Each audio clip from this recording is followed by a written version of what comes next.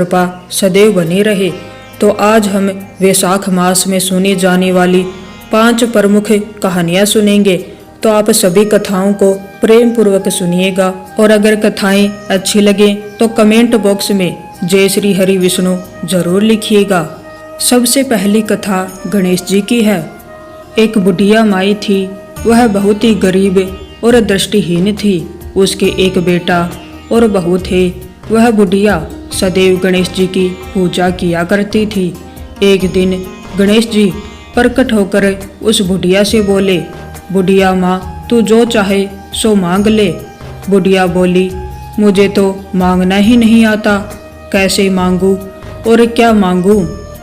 तब गणेश जी बोले, अपने बहू बेटे से पूछकर मांग ले। तब बुढ़िया ने अपने बेटे से कहा, गणेश जी कहते हैं कि तू कुछ मांग ले, बता मैं क्या मांगू। तब बेटे ने कहा, माँ तू धन मांग ले। बहू से पूछा तो बहू ने कहा, माँ पोता मांग ले। तब बुढ़िया ने सोचा कि ये तो अपने अपने मतलब की बात कह रहे हैं। अतः उस बुढ़िया ने पड़ोसियों से पूछा तो उन्होंने कहा, बुढ़िया तू थोड़े दिन ही तो जिएगी, क्यों तू धन मांगे और क्यों तू पोता मांगे। तू तो अपनी आंखों की रोशनी मांग ले, जिससे तेरी जिंदगी आराम से कट जाए। इस पर बुढ़िया बोली, हे गणेश जी महाराज, यदि आप प्रसन्न हैं तो मुझे 9 करोड़ की माया दे, निरोगी काया दे, अमर सुहाग दे, आंखों की रोशनी दे, नाती पोता दे और सब परिवार को सुख दे और अंत में मोक्ष दे। यह सुनकर गणेश जी बोले, बुढ़िया माँ, तुमने तो हमें ठग लिया। फिर भी जो तूने मांगा है वचन के अनुसार सब तुझे मिलेगा। और यह कहकर गणेश जी अंतर्ध्यान हो गए। उधर बुढ़िया माँ ने जो कुछ मांगा वह सब कुछ मिल गया। हे गणेश जी महाराज, जैसे तुमने उस बुढ़िया माँ को सब कुछ दिया वैसे ही सबको देना। दूसरी कहानी तुलसी माता की है। तुलसी मैया की जय हो। वैशाख मास में सभी औरतें तुलसी जी को जल से सींचा करती थी। एक बुढ़िया भी रोजाना वैशाख मास में तुलसी को सींचने जाती थी और जब वह जाती तो तुलसी माता से कहती कि हे तुलसी माता, सत्य की दाता, मैं तेरा बिड़ला सींचती हूँ, मुझे बहू दे, पीले रंग की धोती दे, मीठा ग्रास दे, वैकुंठ में वास दे, अच्छी मौत दे, चंदन का काठ दे, अच्छा राज दे, खाने को दाल भात दे और 11 के दिन करसन का कंधा दे। बुढ़िया माँ की ये बातें सुन तुलसी माता सूखने लगी।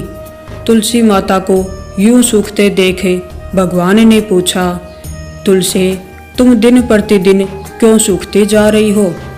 तुलसी माता ने कहा कि बस मेरे मन की मत पूछो।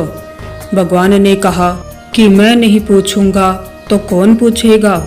इस पर तुलसी माता कहने लगी कि एक बुढ़िया आती है और अपनी बात कहकर चली जाती है, मैं उसकी सभी बातें पूरी कर दूंगी, लेकिन करसन का कंधा कहाँ से लाऊंगी। तब भगवान बोले कि वह मरेगी तो मैं अपने आप ही कंधा देने आ जाऊंगा, तुम बुढ़िया माई से ये बात कह देना। इसके बाद बुढ़िया माई मर गई।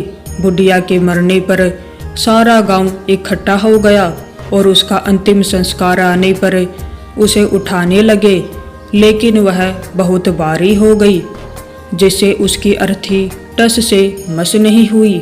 सभी बोले कि यह तो बहुत संस्कारी थी, बहुत पूजा पाठ करती थी, कोई पाप नहीं किया, फिर यह इतनी भारी कैसे हो गई।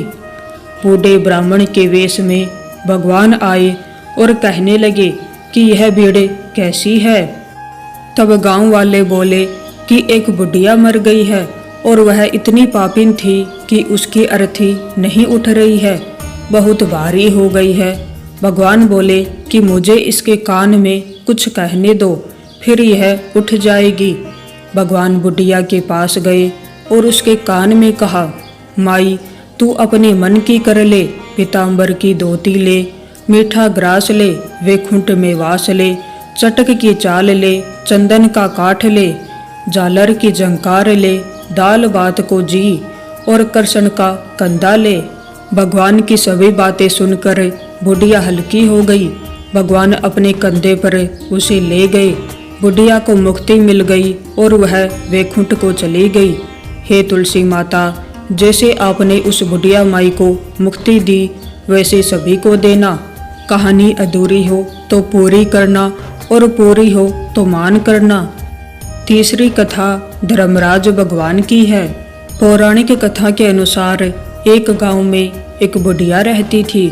वह खूब व्रत पूजन करती थी। जब उसकी उम्र पूरी हो गई तो उसे एक दिन यमदूत लेने आए और वह उनके साथ चल दी। रास्ते में चलते चलते एक गहरी नदी आई तो यमदूत ने उससे पूछा कि माई, तुमने गोदान किया है या नहीं। बुढ़िया ने तुरंत पूरी श्रद्धा से गाय का ध्यान किया तो गाय उसके समक्ष आ गई। फिर बुढ़िया उस गाय की पूंछ पकड़कर नदी आसानी से पार कर गई। कुछ देर बाद उसके रास्ते में काले कुत्ते आ गए। तब यमदूत ने कहा कि कुत्तों को भोजन दिया था या नहीं। बुढ़िया ने फिर कुत्तों का ध्यान किया तो वे रास्ते से चले गए। बुढ़िया फिर से आगे बढ़ने लगी। तब उसके रास्ते में कोई आ गए और उन्होंने उसके सिर में चोंच मारनी शुरू कर दी। तो यमदूत बोले कि किसी ब्राह्मण की बेटी के सिर में तेल लगाया था या नहीं। बुढ़िया ने फिर ब्राह्मण की बेटी का ध्यान किया तो कोई वापस चले गए। कुछ आगे बढ़ने पर बुढ़िया के पैर में कांटे चुभने शुरू हो गए। यमदूत बोले कि खड़ाऊ का दान किया है या नहीं। बुढ़िया ने उनका ध्यान किया तो खड़ाऊ उसके पैरों में आ गई। बुढ़िया फिर आगे बढ़ी तो चित्रगुप्त जी ने यमराज से कहा कि आप यहाँ किसे लेकर आए हो। तब यमराज जी बोले कि बुढ़िया ने दान पुण्य तो बहुत किए हैं, लेकिन उन्होंने अपने जीवन में धर्मराज जी के लिए कुछ नहीं किया। इसके लिए आगे के द्वार इसके लिए बंद हैं। धर्मराज की सारी बात सुनने के बाद बुढ़िया बोली कि आप मुझे सिर्फ 7 दिन के लिए धरती पर वापस भेज दें। मैं पूरी श्रद्धा से धर्मराज जी का व्रत और उद्यापन करके वापस यहाँ लौट आऊंगी। यमराज ने उस बुढ़िया को धरती पर वापस भेज दिया। बुढ़िया अपने गांव आ गई और गांव वालों ने उसे भूतनी समझकर अपने घर के दरवाजे बंद कर दिए। वह जब अपने घर गई तो उसके बहू बेटे ने भी डर के मारे दरवाजे बंद कर दिए। तब बुढ़िया ने कहा कि मैं भूतनी नहीं हूँ, मैं तो धर्मराज जी की आज्ञा से सिर्फ 7 दिन के लिए धरती पर वापस आई हूँ। इन 7 दिनों में मैं धर्मराज जी का व्रत और उद्यापन करूँगी, जिससे मेरे लिए परलोक के रास्ते खुल जाएंगे। बुढ़िया की बातें सुनकर बहू बेटे उसके लिए पूजा की सामग्री ले आए, लेकिन जब बुढ़िया कहानी कहती तो उसका हुंकारा कोई नहीं बरता, जिससे बुढ़िया बाद में अपनी पड़ोसन को कहानी सुनाती और वह हुंकारा भरती। इस तरह से 7 दिन धर्मराज जी का विधि विधान से व्रत पूजा और उद्यापन करने के बाद धर्मराज जी बुढ़िया को लेने के लिए विमान भेजते हैं। स्वर्ग से आए विमान को देखे उसके बहू बेटों के साथ सारे गांव वाले भी स्वर्ग जाने को तैयार हो गए। बुढ़िया ने कहा कि तुम कहाँ तैयार हो रहे हो? मेरी कहानी तो सिर्फ मेरी पड़ोसन ने सुनी है, इसलिए वही मेरे साथ जाएगी। तब सारे गांव वाले बुढ़िया से धर्मराज जी की कहानी सुनाने का आग्रह करने लगे। तब बुढ़िया ने उन्हें भी कहानी सुना दी। कहानी सुनने के बाद गांव के सभी लोग विमान में बैठकर स्वर्ग जाते हैं। तो धर्मराज जी कहते हैं, मैंने तो विमान केवल बुढ़िया को लाने के लिए भेजा था। तब बुढ़िया माई ने कहा कि हे धर्मराज जी, मैंने अपने जीवन में जो भी पुण्य किए हैं उसमें से आधा भाग मैं गांव वालों को देना चाहती हूँ। इस तरह से धर्मराज ने ग्रामवासियों को भी स्वर्ग में जाने दिया। हे धर्मराज, जैसे आपने बुढ़िया और उसके गांव वालों को स्वर्ग में जगह दी, उसी तरह से हमें भी देना। साथ ही कहानी सुनकर हुंकारा भरने वालों को भी और कहानी कहने वालों को भी परलोक में जगह देना।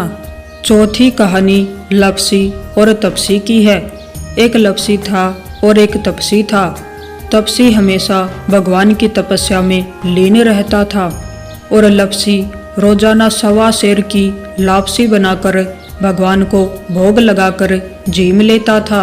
एक दिन दोनों लड़ने लगे। तपसी बोला, मैं रोज भगवान की तपस्या करता हूँ, इसलिए मैं बड़ा हूँ।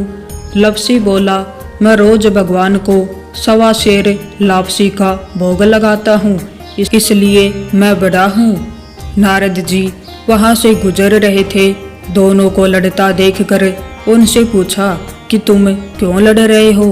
तपसी ने खुद के बड़ा होने का कारण बताया और लपसी ने अपना कारण बताया। नारद जी बोले, तुम्हारा फैसला मैं कर दूंगा।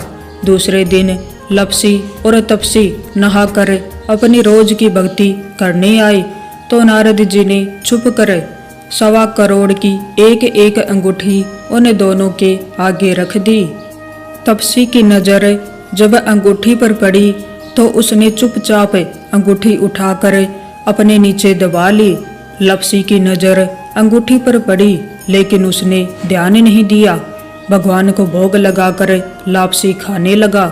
नारद जी सामने आए तो दोनों ने पूछा कि कौन बड़ा है। तो नारद जी ने तपसी से खड़ा होने को कहा। वो खड़ा हुआ तो उसके नीचे दबी हुई अंगूठी दिखाई पड़ी। नारद जी ने तपसी से कहा, तपस्या करने के बाद भी तुम्हारी चोरी करने की आदत नहीं गई, इसलिए लपसी बड़ा है और तुम्हारी तपस्या का कोई फल भी नहीं मिलेगा। तपसी शर्मिंदा होकर माफी मांगने लगा। उसने नारद जी से पूछा, मुझे मेरी तपस्या का फल कैसे मिलेगा। नारद जी ने कहा, यदि कोई गाय और कुत्ते की रोटी नहीं बनाएगा तो तुझे फल मिलेगा। यदि कोई ब्राह्मण को भोजन करवा कर दक्षिणा नहीं देगा तो फल तुझे मिलेगा। यदि कोई साड़ी के साथ ब्लाउज नहीं देगा तो फल तुझे मिलेगा। यदि कोई दिए से दिया जलाएगा तो फल तुझे मिलेगा। यदि कोई सारी कहानी सुने लेकिन तुम्हारी कहानी नहीं सुने तो फल तुझे मिलेगा।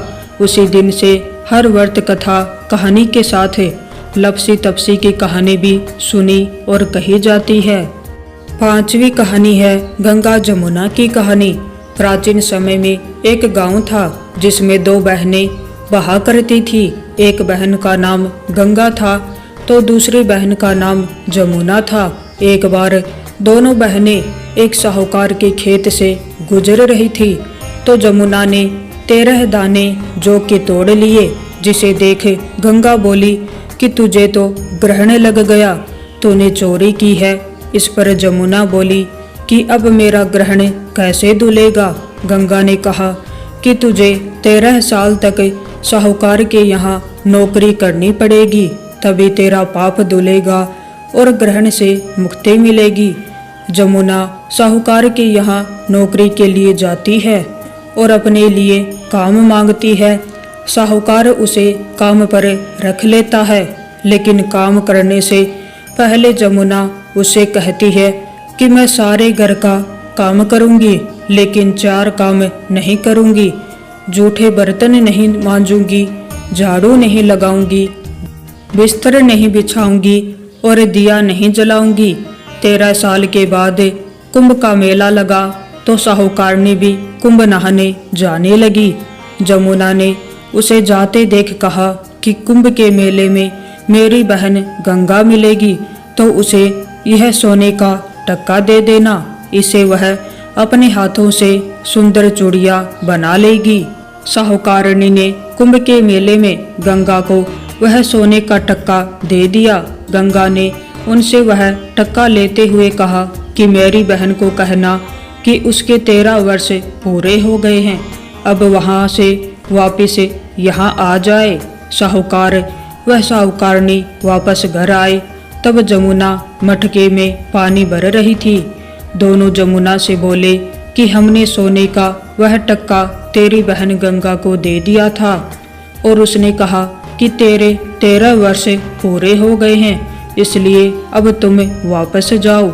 यह समाचार सुनते ही जमुना सहस्त्र धारा में बदल गई और बहने लगी। जमुना जी का यह रूप देखकर साहूकार व साहूकारनी परेशान हो गए कि हमारे घर में जमुना माता ने काम किया, हमें तो अब ग्रहण लग गया है, यह ग्रहण हम कैसे उतारेंगे। जमुना भाग कर गंगा माता के पास चली गई। गंगा ने जमुना से पूछा कि तुम साहूकार साहूकारनी से कुछ कहकर आई हो या ऐसे ही आ गई हो। तब जमुना बोली कि मैं तो कुछ भी बताकर नहीं आई हूँ। गंगा ने कहा कि जा उन्हें धीरज दे, नहीं तो उन्हें जीवन भर असंतोष ही रहेगा। गंगा के कहने पर जमुना माता ने साहूकार साहूकारनी को सपने में दर्शन दिए और कहा कि तुम दोनों उल्टे माथे क्यों पड़े हो, आओ उठकर खाना पीना करो। तब दोनों बोले कि हम कैसे उठे, हमें तो ग्रहण लगा है, क्योंकि हमने उल्टे सीधे और पता नहीं कितने नीच कार्य आपसे कराए हैं। तब जमुना जी बोली कि तुम्हें ग्रहण नहीं लगा है, ग्रहण तो मुझे लगा था। मैंने तुम्हारे खेत से 13 दाने जौ के चुराए थे। मैं तो अपना ग्रहण उतारने के लिए तुम्हारे घर आई थी। मेरा ग्रहण तुम्हारे घर में 13 वर्ष तक रहने से उतर गया है और मेरी मुक्ति हो गई है। जमुना जी ने कहा कि तुम्हें कोई ग्रहण नहीं लगा है, उल्टे मेरे 13 वर्ष तक यहाँ रहने से तुम्हारी भी मुक्ति हो गई है। यह कहकर जमुना जी सौपन से चली गई। दोनों उठकर देखते हैं कि उनके घर में पहले से भी अधिक धन हो गया है। तो ये थी